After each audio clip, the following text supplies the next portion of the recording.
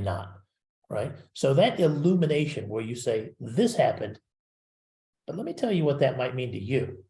That can be very powerful, and it's the second way I suggest you use the news.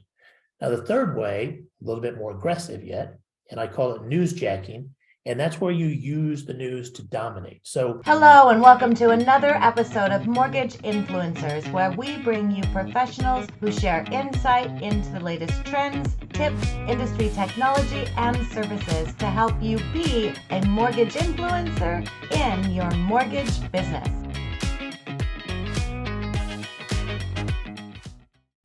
I'm pretty sure Erin just made us live, so let's assume that we are. And, we are?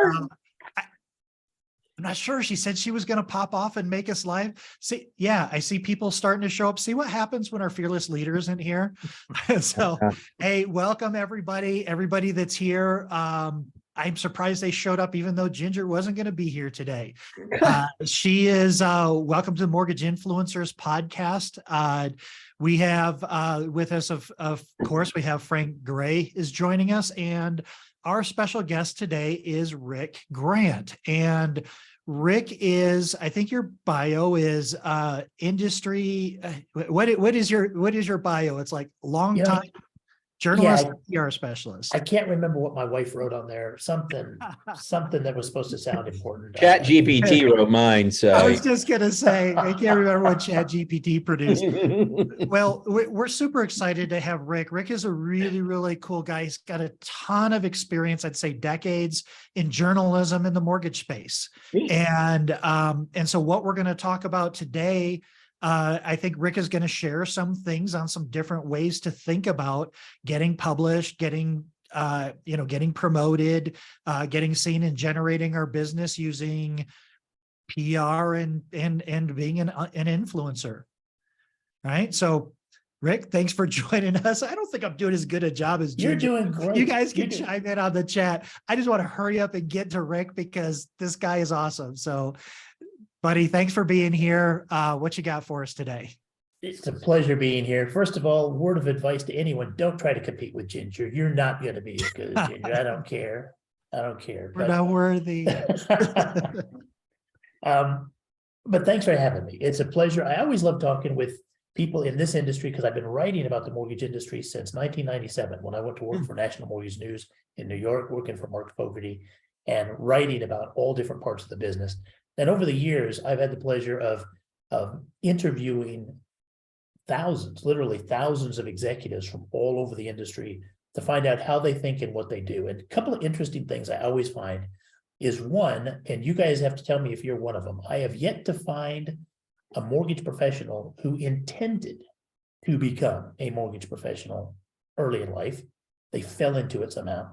Yeah. Yeah. Okay. I always say nobody finds the mortgage industry. The mortgage industry finds people. Somehow the mortgage industry finds you. You don't find it. Yeah. Exactly. And then the second thing I learned, and this was more surprising to me, is once they start really succeeding in mortgage, they don't go anywhere else. They like to stay here. And I think part of that's because the impact that people in our industry have on American families is probably more significant than any other industry. Right. So they just get here, they succeed, and they stay here.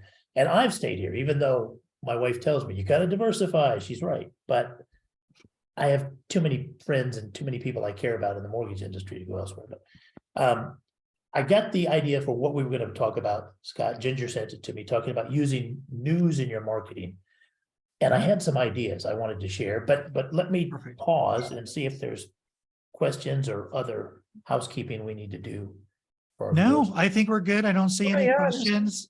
Rock and roll, man. No, I don't see anything, but I'm not monitoring Facebook. I'm just looking at the Zoom chat, and I'm just looking at the Zoom chat. 36 people here. Okay. All right. On Zoom, but no, I don't see anything right now. All right. Well, maybe we can help them a little bit. I want to talk about the news in your local community. We can talk a little bit about trade news too, but really for most of you, what's going to matter most is talking about news in your local community that's going to impact the people that you want to do business with, whether that be business referral partners or borrowers themselves. And there's 4 ways I think you can make good use of the news to really superpower your marketing efforts. And I'll go through those quickly. And then if there's other questions or if we see questions in the chat, we can go to. First thing is curate the news. You're already doing this. You're already paying attention to what's going on in your community because it's just part of your business. So finding a way to share that with people on a regular basis, whether it be on a blog or an email newsletter or just your website or social media, Facebook, is a great way to connect yourself to important things that are happening in your community. And it increases your stature almost immediately to an industry observer or a community observer or somebody that actually cares about what's happening in the community where people live that you want to work with. So curating that news and just getting in the habit of sharing that out when you see it is a great, easy first way to use the news.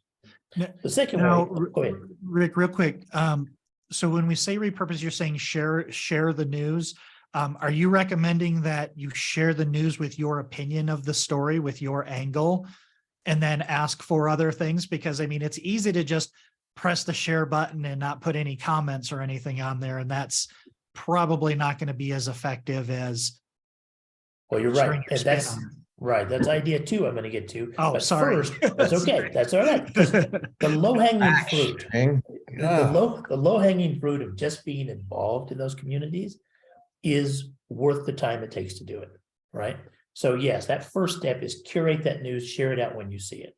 The second is illuminate the news, right? Because people see things and they don't really care as much about, what's happening as what that means to me, right? How is that going to impact my life, right? And people in the mortgage industry know this could impact financing, or this could impact the way you want to look at buying a home in this community or that community, or a million other things that they're going to see instantly that somebody else, like the casual homeowner or renter who wants to be a homeowner, may not, right? So that illumination where you say, this happened, but let me tell you what that might mean to you. That can be very powerful, and it's the second way I suggest you use the news. Now, the third way, a little bit more aggressive yet, and I call it newsjacking, and that's where you use the news to dominate. So in any market that you're in, you're going to have competitors, and they're going to be doing these things too, because it makes sense. Share the news, do this, do that. They're going to put their spin on things. And by newsjacking, by paying attention and then getting into those conversations, you never let a competitor get too far ahead of you in any sphere, right?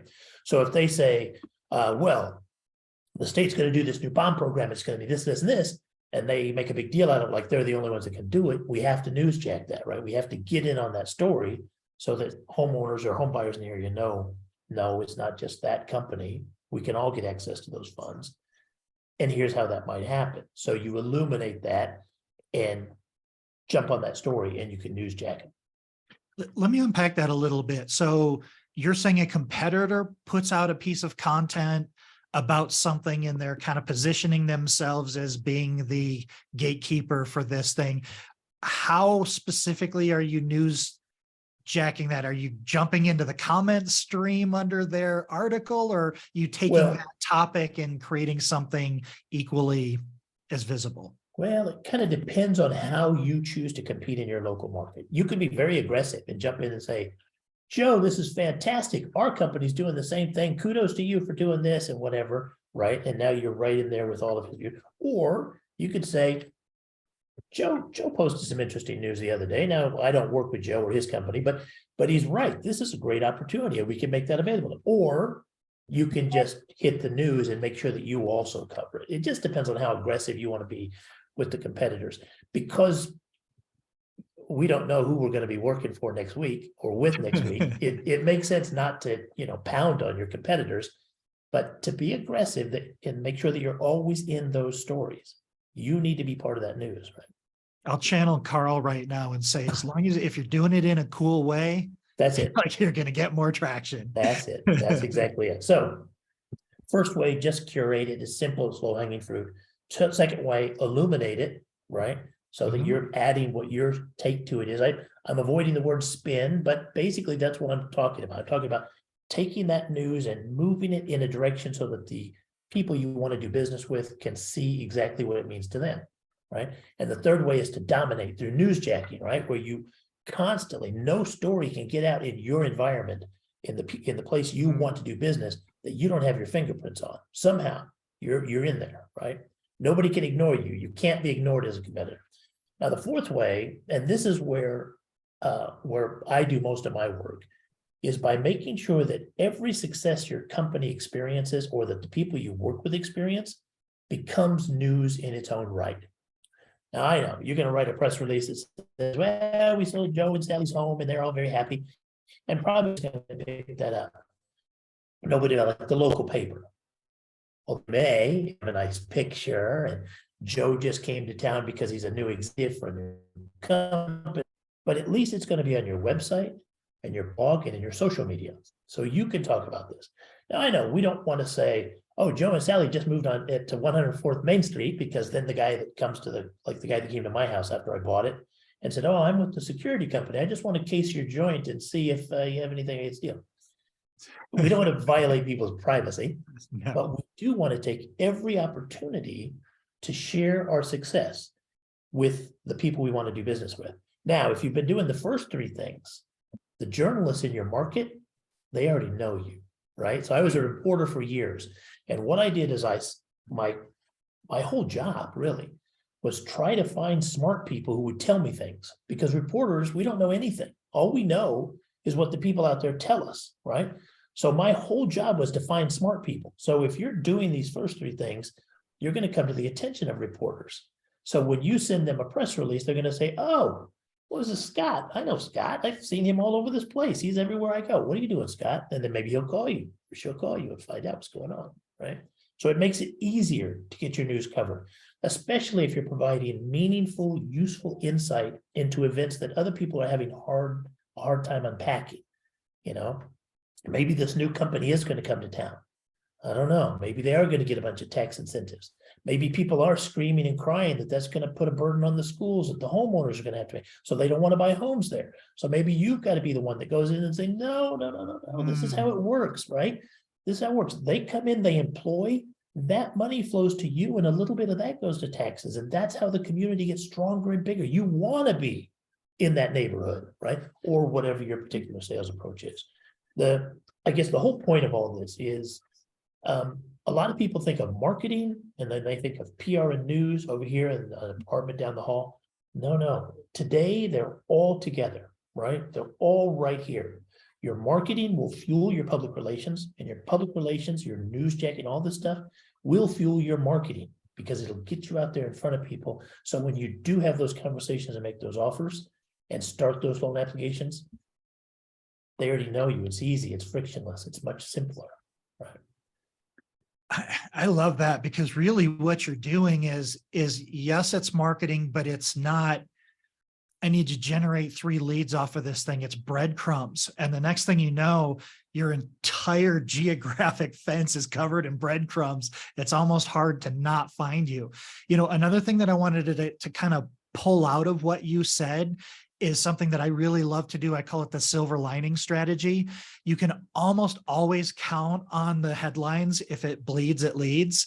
So it's always a really easy way to take something from Bloomberg or Wall Street Journal and say, yeah, that's one way to look at it, but here's what it really means to you. It's not nearly as negative. The headline was to get the click, but here's what this really means.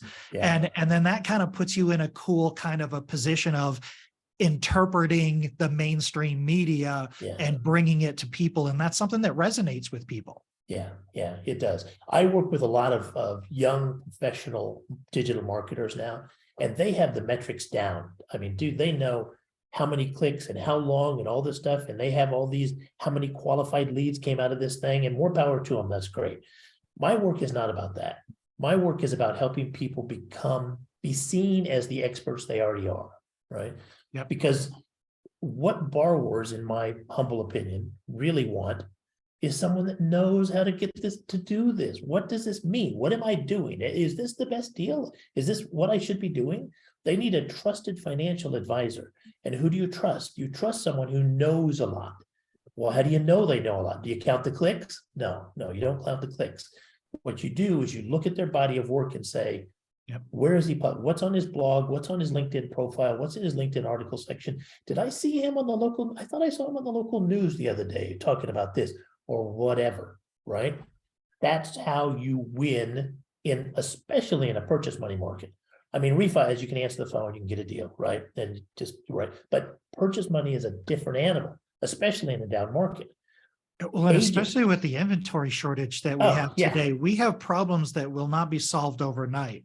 No. There's an unlimited runway to build authority and trust with this market today.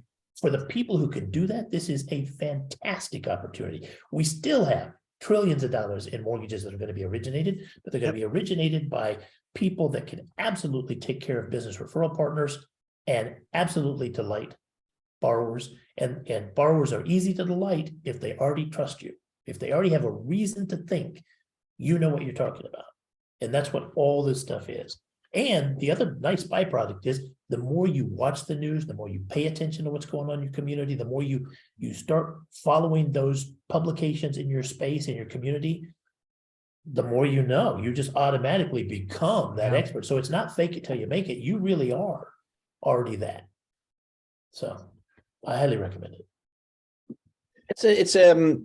I basically made a living on talking about news, giving my opinion, of certain things. And this is a really great strategy. I think that for any of us listening, though, just remember, if you want to go down this route, you got to be committed to this, right? You've got to do this pretty consistently. You're not going to be able to do one Facebook post about something that happened in town, and maybe that does really, really well for you, and you get a lot of comments and all that kind of stuff, and then walk away from it for 3 months and go, maybe I need to do that again. If you really want to do this, this is the kind of thing where you're going to want to make sure that you're at least once a week, putting something out there along these lines, and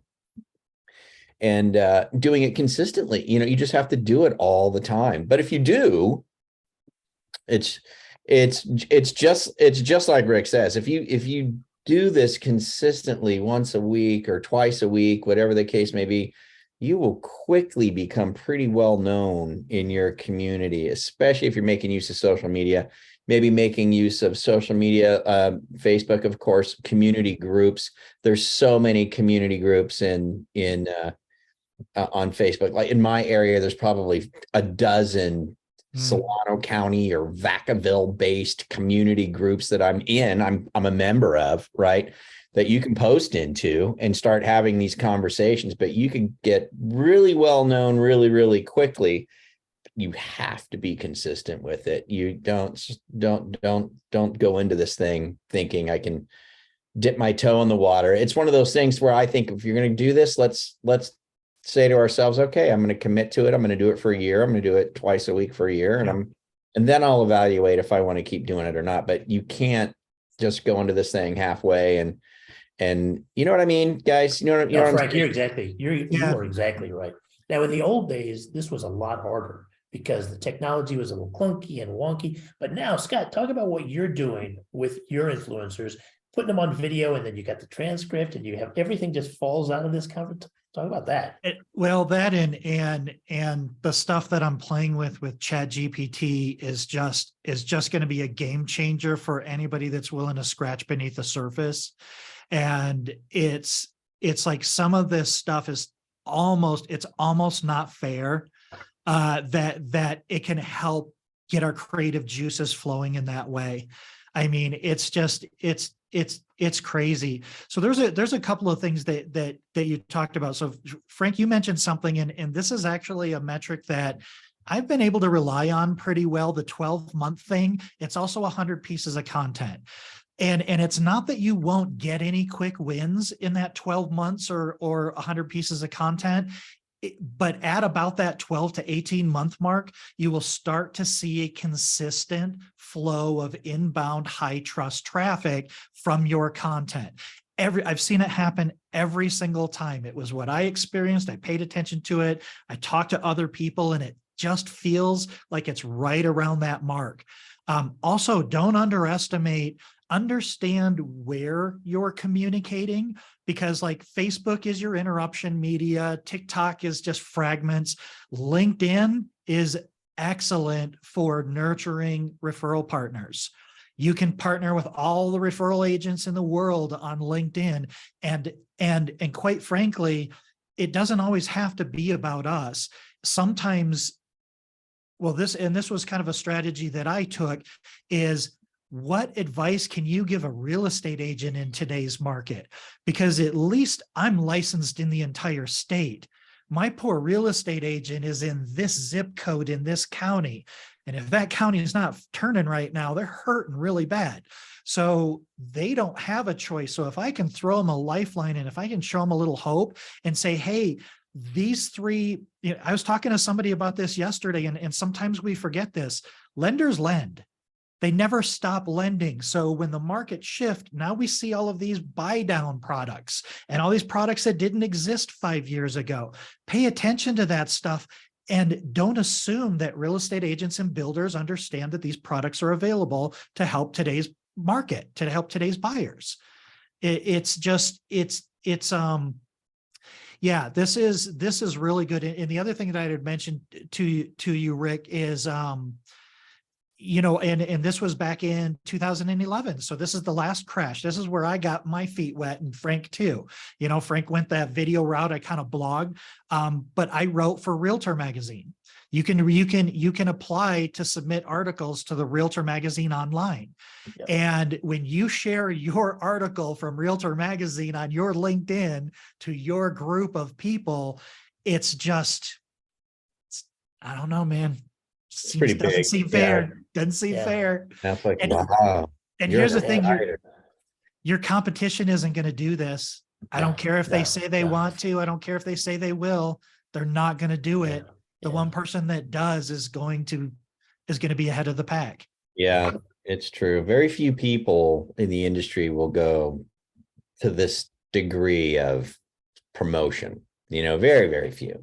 And they won't stick with it, is what'll happen. Is they'll do it a couple of times and they won't get that feedback loop, and they'll be like, they will. I don't know if this works. Or they'll get a couple of new deals and say, oh, well, it's working. I can quit doing it now. Right. Stop doing it. I see those posts all the time. People will say, oh, I just got a great loan off this video I recorded 9 months ago. Yeah. I think I need to start doing video again. Exactly. Maybe, right? Maybe. Yeah. But I do love what you say about paying attention to where you're sending the stories, Scott. I am a huge proponent of the LinkedIn article section. It used to be called Pulse, and LinkedIn promoted it for a while, and then they didn't promote it. What I love is that you can put important things that you want your business referral partners or your potential borrowers to know in little articles in there, and then with one link, you can share all that thought leadership with whoever you want to work with. It's all right there, right?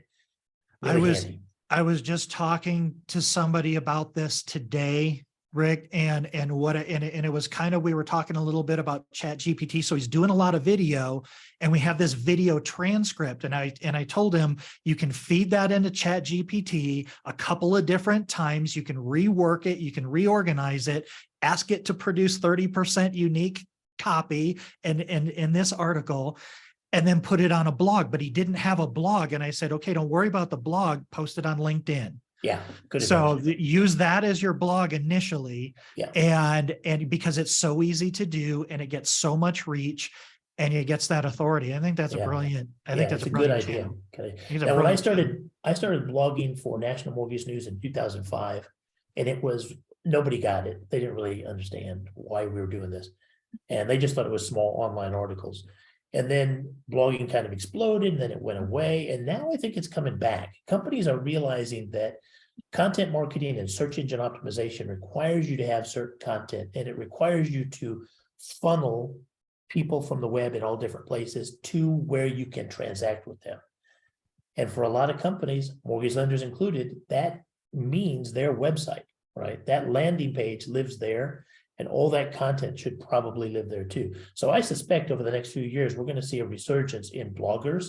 And I don't think they're going to make a big deal out of it like they did, 10 years ago. I'm a blogger, I'm important.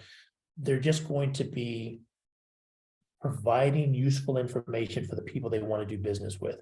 They'll become known for that, and they'll be the first people they call. So Rick, you're saying we should start organizing our blog world again? well, maybe. I mean, what you're doing with your circle community kind of covers all those bases, right? Because that's incredible, right? But I think every company needs something like that, a place where they can have that content so they can curate that community so that they can get that business easier.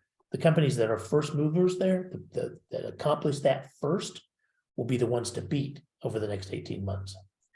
The best way to do that too is if you can, do content every day. Just do it every single day. Yeah. I mean, the more content, the better, you know. And you know, these days, like you say, that gosh darn Chat GPT, there's so many ways you can create content now pretty easily, pretty quickly. Like you're saying, just using other news articles, just editorializing on other things that are out there. It's not that hard to do. It's really not that time consuming once you've figured it all out. A huge time saver when you figure out how the formula for asking the questions and you know, and putting the content through it. Just check the data, check the information it sends back, because some of these AI are sending back some incorrect information. And two, make sure that you always insert just a little bit of your humanity into it, because that's what's going to hook them, right? ChatGPT is a fantastic tool for checking to make sure that we've covered all the bases, or did we think of everything, but at the end of the day, you want to look at everything it kicks out and say, all right, now how would I say that? Yeah, all that I would say, but at the beginning I would say this, and at the end I would say this, and you're done.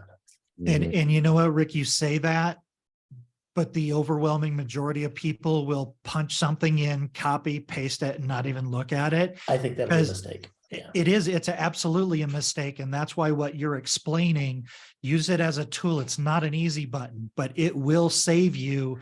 It'll cut your production time, your creativity time in half. Oh yeah. Minimum of a half. Yeah. It'll save you tons of time. It saves you tons of time. And quite frankly, it helps me think about things in different ways. Give me 5 different ideas of 5 different SEO optimized title ideas on this topic. And I'm like, oh man, I didn't think about saying it that way. That's really cool. And then building off of that. Hey, Rick, I got to go. Scott, I got to go. I got another Zoom in 3 minutes. I got to jump on it. Pleasure to. We're at the top of the hour. Rick. Yeah. So thank you, Frank. Scott, you know, and Aaron, thank you. We'll see you guys later. Okay. All right, Frank, we'll see you. Well, we're done here. We're at the top of the hour. Rick, thank you so much. This is super valuable. I didn't see a lot of questions. If it sounds like you got into the Mortgage Influencers Facebook group. Yes. So tag Rick in the Mortgage Influencers Facebook group. And if you have any questions, and hopefully this helped somebody, if nothing else, have the confidence to know that you're on the right path right now. Just keep being consistent and keep at it. There's a lot of us out there. We don't make the headlines a lot of times because we're just nose down, consistently grinding it out, but I promise you it'll pay off in the end. So Rick, thank you so much for joining us, and everybody, thanks for joining us. We will see you next week. Bye.